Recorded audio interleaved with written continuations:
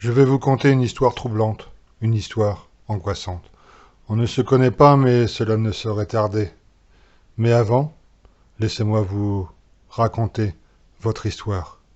Oui, j'ai bien dit votre histoire. Aujourd'hui, nous allons parler de vous. Votre vie est magnifique. Vous avez une femme extraordinaire, belle, drôle, intelligente, et elle vous aime. Vous envisagez pour la première fois de votre vie d'avoir des enfants. Une fille et un garçon seraient votre idéal. Vous avez une maison fantastique, 2 étages, un immense jardin et votre piscine s'agrandit d'année en année. Vous avez un travail passionnant. Dans la société, c'est vous le boss. Votre associé est votre meilleur ami. Une confiance parfaite règne entre vous. Votre boîte prend de l'importance d'année en année. Puis un jour, tout bascule. L'enfer ouvre ses portes. Le diable vous salue. Votre femme vous trompe avec votre meilleur ami. Et pour garnir le tout, il vide le compte en banque de votre société. Vous ne comprenez pas ce qui vous arrive. Pourquoi cette trahison? Pourquoi n'ai-je rien vu? Pourquoi moi? Que dois-je faire? Dois-je écouter mes parents? Dois-je écouter ma voix intérieure? Oui, il faut toujours écouter sa petite voix, car elle travaille pour moi. Votre petite voix intérieure vous parle, vous hurle à l'oreille. Venge-toi! Elle t'a trahi. Elle ne t'a jamais aimé. Elle se moque de toi. Elle rit de toi. Vous êtes de plus en plus en colère. Votre ego est sévèrement touché. De toute façon, tu as ce que tu mérites. Tu n'es qu'un gros idiot. Vous passez à l'acte. Les voix se taisent. La police retrouve les cadavres égorgés de votre femme et de votre meilleur ami dans votre piscine. Sur l'arme du crime, on retrouve vos empreintes. Vous avouez le crime. On vous arrête, on vous condamne, on vous enferme pour la vie. Mais le véritable cauchemar n'a pas encore eu lieu. Il arrive, il prend son temps. Le quartier A du pénitencier de Hoodsville, dans l'état du Texas, est un véritable enfer pour un être humain comme vous. Les locataires sont des véritables terreurs en mal de sang. Ici, on ne vit pas, on survit. Les gars sont tous condamnés à des peines extrêmement lourdes. Mais ce n'est pas assez pour tout le mal qu'ils ont commis. Certains sont des tueurs en série, des violeurs d'enfants, des psychopathes en mal de sang et il paraît même qu'on trouve des cannibales parmi vous. Ça vous donne des frissons dans le dos. Les bagarres entre condamnés font partie de votre quotidien. Le plus dur d'entre vous est un nazi, une brute sans cervelle.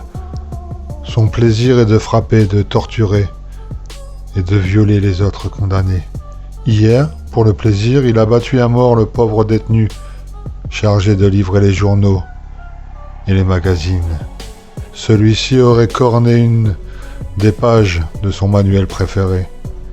Je dois avouer que ce nazi me plaît. Il me servira quand nous serons en bas. J'en ferai sûrement un de mes lieutenants. Mais ce type n'est rien devant le danger qui vous guette. Il y a 1000 fois pire, 1000 fois plus terrifiant. La nuit, un mal terrible vous pourchasse. Il passe de cellule en cellule. Chaque nuit, une cellule est visitée par quelque chose. Le lendemain, on retrouve l'occupant vidé de son âme. Les caméras de surveillance n'ont rien détecté. Les serrures n'ont pas été débloquées par les gardiens et les surveillants n'entrent jamais dans les cellules la nuit. Ce mal est invisible, mais il est bien là. La nuit suivante, c'est la cellule qui suit, qui est visitée. Mais étrangement, le mal saute toujours la cellule numéro 13. Pourquoi? On ne le sait pas. Les détenus du quartier A disent que c'est l'œuvre du diable. Vous ne croyez pas au diable? Vous pensez que le diable n'est qu'une création de l'Église pour justifier le mal sur terre? Vous avez tort. Le diable existe. C'est lui qui a créé votre monde. Regardez autour de vous. Si un Dieu gentil avait créé ce monde, alors pourquoi trouve-t-on tant d'horreurs, tant de massacres, tant de maladies sur terre? La nuit dernière, la cellule visitée était la numéro 15. Vous êtes dans la dernière, c'est-à-dire la numéro 44. Il ne reste que 29 jours. Dans 29 jours, quelqu'un ou quelque chose vous prendra votre âme. Les soirs, avant la visite du mal, on entend les plus durs d'entre vous pleurer comme des véritables gamins. Certains adressent des prières à Dieu. Laissez-moi, laissez-moi, laissez-moi rire.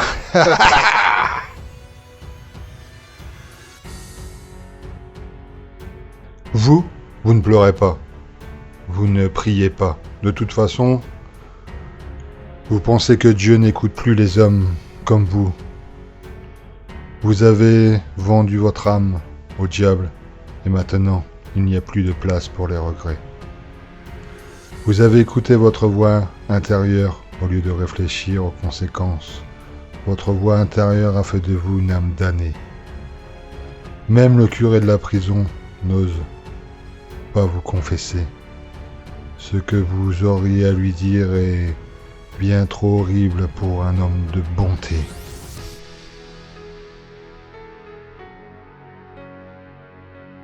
Votre voisin de cellule, Eduardo,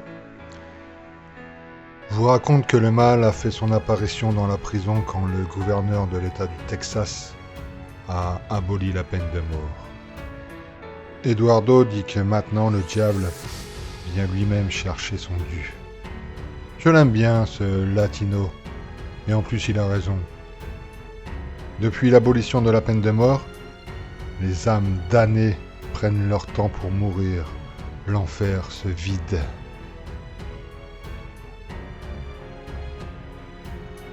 La chose que vous trouvez étrange, c'est pourquoi la cellule numéro 13 n'est pas touchée.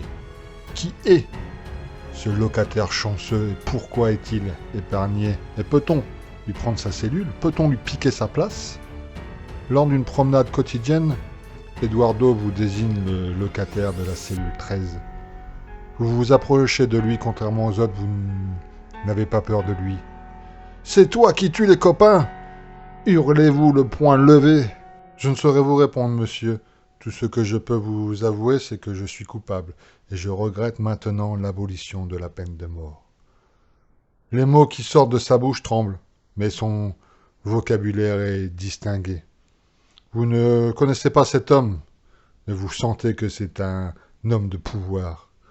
Certainement un homme politique qui a été trop gourmand avec l'argent du gouvernement.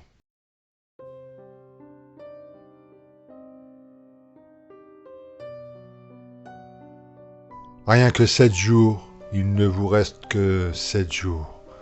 Vous allez mourir un dimanche, c'est le jour où Dieu se repose. Chaque soir, je me rapproche de vous. On va bientôt faire connaissance. L'homme de la cellule numéro 13 ne mange pas, ne dort pas, il tremble.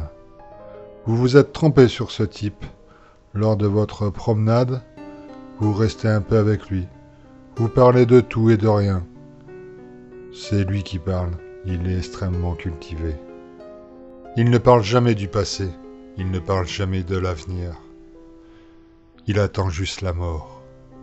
Il trouve le temps long, il est pressé de mourir. Il regrette ce qu'il a fait et attend la mort avec impatience. Mais celle-ci ne vient pas. Il a le sentiment que la mort joue avec lui. Il a totalement raison.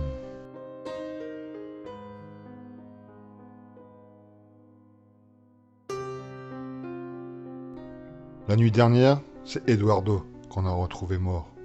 On l'a découvert au petit matin, la gueule ouverte et les yeux pétrifiés. Le latino a perdu son âme. De toute façon, il l'avait vendu il y a 3 ans de cela. Il avait assassiné sa femme et ses gosses. Lui et sa femme passaient tout son temps à hurler, ses enfants passaient leur temps à faire des conneries. Je vois encore les yeux d'Eduardo quand il a vu son heure arriver. Ce pauvre idiot a pensé que Dieu lui viendrait en aide. mais personne n'est venu. Ce qui est extraordinaire avec les prisonniers, c'est qu'ils croient encore qu'un Dieu leur viendra en aide. Je les aime, moi les humains, j'adore leur crédulité.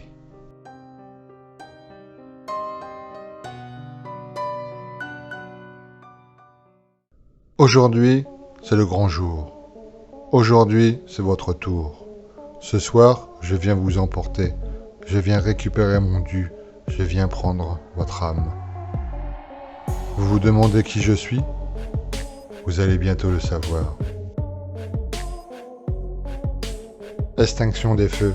Toutes les cellules plongent dans le noir. Les détenus plongent dans l'angoisse. Je passe de cellule en cellule, mais avant de venir vous prendre, je salue l'occupant de la cellule numéro 13. Cet homme est la cause de tout. À cause de lui, je suis dans l'obligation de venir sur Terre prendre les âmes damnées pour garnir mon enfer. Cet homme est le gouverneur qui abolit la peine de mort. À cause de lui, les âmes damnées ne descendent plus assez vite aux enfers. J'ai dû rendre visite à sa secrétaire. Puis, j'ai soufflé dans l'oreille du gouverneur. Je lui ai murmuré de se venger, d'abattre cette folle de secrétaire qui a ôté la vie à sa femme. Je le prendrai en dernier, je veux qu'il regrette d'avoir aboli la peine de mort. Maintenant, je suis à vous. Je me présente, je suis le diable. Certains m'appellent Satan, d'autres Lucifer. Ce soir, je vous conduis dans les profondeurs des ténèbres. Je vous envoie en enfer.